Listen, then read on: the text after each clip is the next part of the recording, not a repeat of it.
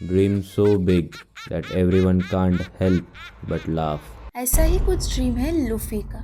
इतने टाइम हमें लग रहा था कि लूफी का बस एक ही ड्रीम है, he want to become the king of pirate. But अभी लेटेस्ट एपिसोड में 1086 लूफी ने अपने दूसरे ड्रीम के बारे में बताया कि उसको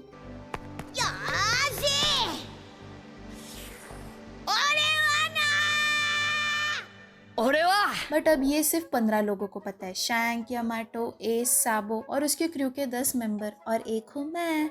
हाँ भाई, बहुत सारे रिसर्च और परिश्रम के बाद आखिर ये पता कर ही लिया कि लूफी का ड्रीम क्या है। देखो, वन पीस में हर एक इवेंट का मीनिंग होता है, कोई भी चीज़ ऐसे ही नहीं होती। छोटी से छोटी चीज़ का मतलब होता है, इवन चैप्टर के टाइटल और पोस्टर तक का। जैसे यही देख लो, यह है चैप्टर 999 का पोस्टर और यह है चैप्टर 1000 का पोस्टर। कुछ अलग दिखा? अगर मैं इन दोनों को एक साथ ज्वाइन कर लूँ तो एक न्यू पोस्टर क्रिएट होता है और यही ओरिजिनल पोस्टर था चैप्टर 1000 का। अब टाइटल पर आते हैं। चैप्टर 999 का टाइटल था the sake I brew while waiting for you और चैप्टर 1000 का टाइटल था स्ट्रॉ हैट लूफी। अगर हम इन दोनों को ऐड करें तो होता है the sake I brew while waiting for you straw hat Luffy. इसकी कांजी मतलब जापानीज वर्ड से हमें यह समझता है कि ये सेंटेंस यामाटो किसी को बोल रही है। अब ये टाइटल याद रखो, वीडियो के एंडिंग में आपको इसका कनेक्शन दिख जाएगा। Let's come two point. Luffy के ड्रीम की बहुत सारी थियरी है, बट कोई भी थियरी सच होने के लिए उसको 3 कंडीशन सेटिस्फाई करनी पड़ेगी, तभी वो ड्रीम सच हो सकता है। फर्स्ट कंडीशन ये है कि लूफी और रॉजर का ड्रीम सेम है। इसके बहुत सारे रेफरेंसेस भी है, जैसे जब लूफी ने ये ड्रीम एस एंड साबो को बताया था तब, और जब रॉजर ने ये dream Odean and white beard को बताया था तब दोनों का रिएक्शन सेम था। इवन ओडेन एंड साबो के नाक पे भी एक बैंडेड था and S and white beard के मूड का एक्सप्रेशन भी सेम ही था। तो ये ड्रीम ऐसा होना चाहिए जो 3 साल का बच्चा भी सोच सके और रॉजर जैसा अडल्ट भी। सेकेंड कंडीशन ये है कि ये ड्रीम ऐसा होना चाहिए जो सिर्फ पायरेट किंग बनने के बाद ही कंप्लीट हो सके। थर्ड ये है, ड्रीम सुनने के बाद जो स्ट्रॉ हैट का रिएक्शन था वो सेटिस्फाई होना चाहिए। जब लूफी ने अपने ड्रीम के बारे में बताया था, वो एपिसोड में आखिर हुआ क्या था? एस ने लूफी को कप ऑफ साके ऑफर किया था, साके जो कि सिंबल है ब्रदरहुड का। और फिर लूफी ने अपने ड्रीम के बारे में बताया था और यही साके हमारी थ्योरी बनाता है, Luffy want to share cup of sake with everyone. अगर वर्डिंग ठीक से करे तो Luffy want to party with everyone. ऐसी पार्टी जहाँ हर टाइप के रेसेस को आना अलाउड हो, मरीन, जायंट्स, मॉन्ग, जितने भी लिविंग क्रिएचर हैं वो साथ में आए और पार्टी करें। आप खुद से ही पूछो लूफी को क्या करना पसंद है। इसका आंसर ओडा ने एक SBS में दे दिया था, Luffy like to adventure and party. आखिर पूरे वन पीस में लूफी करता ही क्या है? बड़े बड़े अपोनेंट से फाइट करता है और उनको हराने के बाद पार्टी करता है। फाइट और पार्टी, एडवेंचर एंड पार्टी, बस यही तो चल रहा है वन पीस में। लूफी को पार्टी करनी है सबके साथ। इसको सुन के कोई भी हंस सकता है, किसी को भी ये जोक लग सकता है, बट एक ऐसी व्यक्ति थी जो ये सुन के हंसी नहीं बल्कि वो इस पार्टी का हिस्सा होना चाहती थी, और वो है यामाटो। और इसी वजह से द टाइटल ऑफ चैप्टर 1000 था the sake I brew while waiting for you straw hat Luffy. इसका मतलब ये होता है कि यामाटो को भी लूफी के साथ कप ऑफ साके शेयर करना था और इसके जर्नी का पार्ट होना था। जर्नी मतलब पार्टी का पार्ट। और इस थियरी के बहुत सारे रेफरेंसेस भी है जहाँ पार्टी एंड फ्रेंड्स दोनों को बहुत ज्यादा हाईलाइट किया गया है। जैसे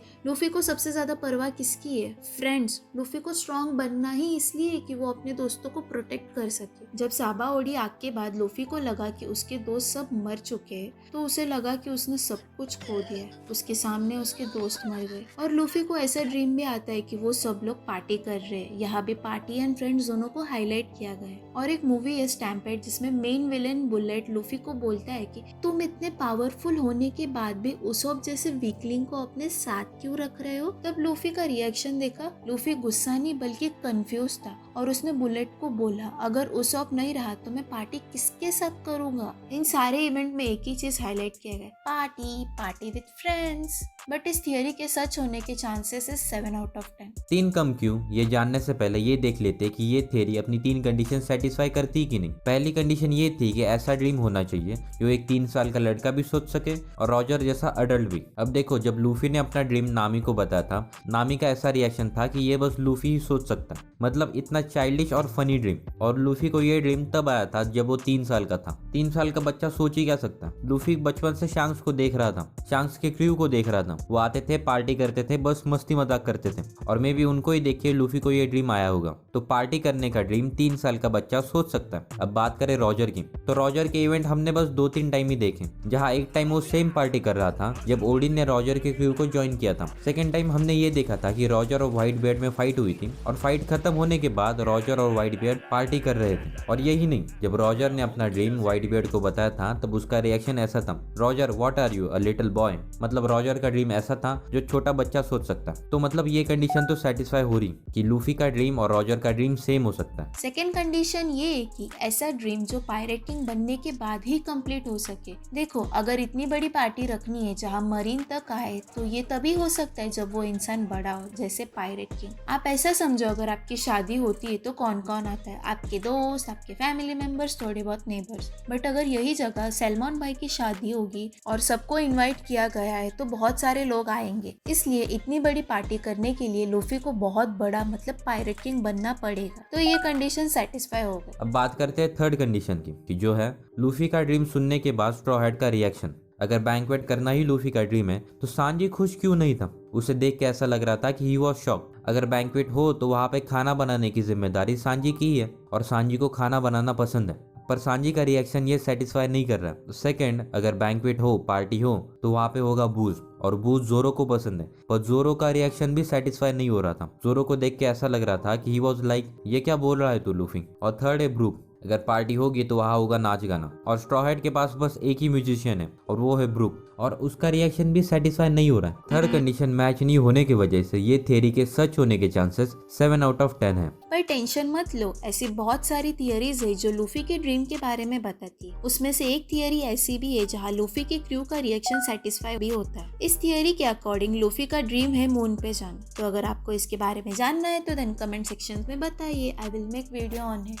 अगर आपको ये वीडियो अच्छी लगी तो please like and subscribe, and इस वीडियो के रिलेटेड आपके जो भी व्यूज है वो कमेंट सेक्शन में शेयर कीजिए।